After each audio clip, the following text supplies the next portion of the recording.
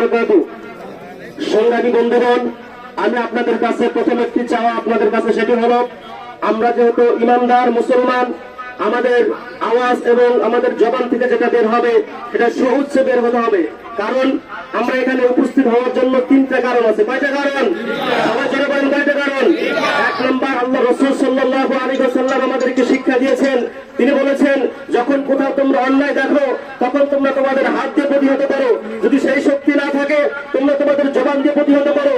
যদি সেই শক্তি না থাকে তোমরা তোমাদের অন্তর দিয়ে ঘৃণা করো। আমরা বাইতুল আকসার যে সমস্ত মানুষগুলো আছে, ফিলিস্তিনের মুসলমান ভাইদেরকে বলতে চাই, হে ফিলিস্তিনের ভাইয়েরা, তোমরা দেখে রাখো, তোমরা সাক্ষী থাকো, আমাদের শক্তি নাই, সামর্থ্য নাই, আমরা জিহাদ করতে পারতেছি না।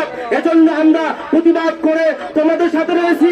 আমরা কিয়ামত পর্যন্ত তোমাদের সাথে থাকতে চাই। কথা বলে ঠিক কিনা?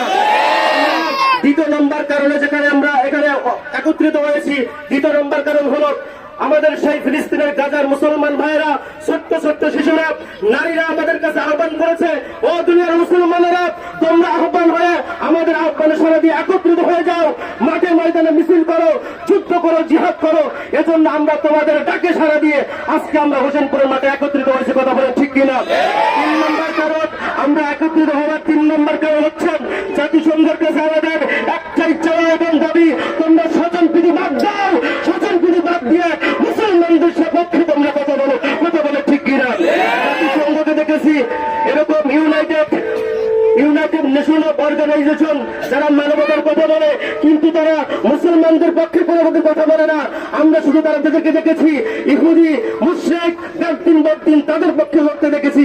কিন্তু মুসলমান 70 বছর যাবৎ কাশ্মীরের মুসলমানেরা স্বাধীনতা চেয়েছে, কিন্তু এরকম জাতিসংঘ তাদের পক্ষে কথা বলে নাই।